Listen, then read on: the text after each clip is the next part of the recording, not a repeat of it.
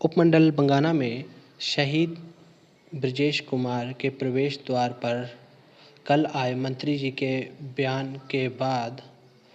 Block Congress समिति के अध्यक्ष विवेक शर्मा का क्या कहना है, आइए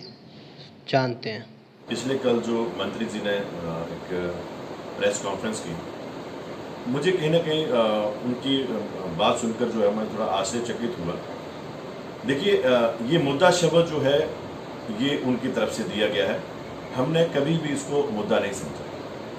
हमने इसको एक सामाजिक जिम्मेदारी समझ के इस देश में राजनीतिक प्रणाली में अगर सरकार प्रदेश की बात की जाए, एक तरफ कांग्रेस है जो विपक्ष में है, एक तरफ भाजपा है जो सत्ता में है। जब शहीद की शहादत होने के बाद जब उनके पैतृक गांव में जब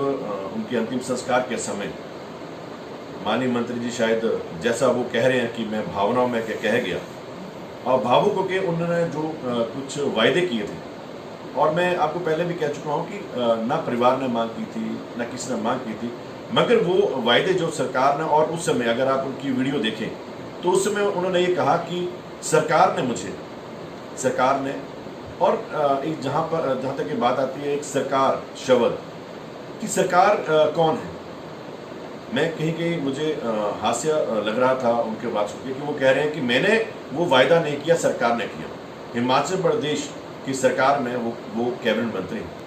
और सभी को इस बात का पता है कि जो कैबिनेट मंत्री होते हैं वो सरकार का एक अंग है। हिमाचल में जितने भी कैबिनेट मंत्री हैं उनमें से वीरेंद्र कंवर जी भी एक कैबिनेट मंत्री हैं, और वो कह रहे हैं कि वो वायदा मैंने नहीं किया, मैंने भावनाओं में बहकर जो है भाव से जो इस बात को कहा कि ये चीज़ होनी चाहिए। और अब उस बात को जो राजनीतिक मुद्दा किसने बनाया? सरकार के पास 2 साल का समय था, 2 साल तक सरकार उसके ऊपर कुछ नहीं कर पाई। उसके बाद विपक्ष की भूमिका में हम लोग, जब मैंने पहले बताया कि मैं ब्लॉक कांग्रेस कमेटी का अध्यक्ष पद जो पार्टी ने मुझे दिया, कांग्रेस ने जब मुझे यहाँ की जिम्मेवारी दी, उस जिम्मेवारी के बाद हमने फैसला किया कि अगर सरकार इसको नहीं बना पा रही है तो हम इस शहीद के गेट का निर्माण करेंगे और कानूनी इसमें कोई अड़चन ना आए, उसके लिए मैंने जिलाधीश के माध्यम से पत्र लिखा और कुछ बातें भी हुई कि किसी को कोई आपत्ति ना हो। उसके लिए अभी तक हमें जवाब नहीं मिला, मगर मौके पर जाकर हमने सरकार के जो नॉर्म थे उनको देखते हुए कि जो सरकार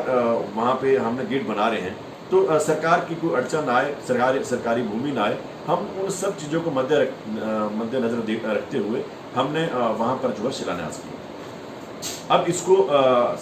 मंत्री जी शिमला से स्पेशल आते हैं, आके जो है इसको मुद्दा बना देते हैं, विभाग के लोग वहाँ पर आके जो नामकबाई शुरू कर देते हैं, परिवार के लोगों के ऊपर एक दबाव बनाकर। मैं दिख रहा था आज एक समाचार पत्र में एक परिवार के सदस्य से उन्होंने बयान दिला दिया।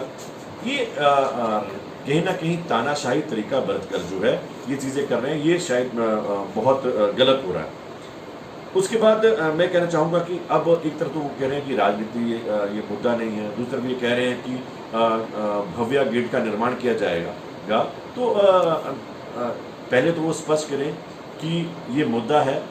गेट को बनाना चाहते हैं, या फिर दोबारा कहीं ना कहीं मुझे लग रहा है कि कहीं ना कहीं ठेकेदारी प्रथा बीच में नजर आ रही है। गेट बनेगा, अब बनेगा भव्य गेट बनेगा, बड़ा गेट बनेगा, बड़ा टेंडर करेंगे क्या, ठेकेदारों को बुलाएंगे। अब वो यहाँ पर फिर कहीं ना कहीं लग रहा है कि अब ये इसमें ठेकेदारी माफिया भी इन्वॉल्व हो चुका है।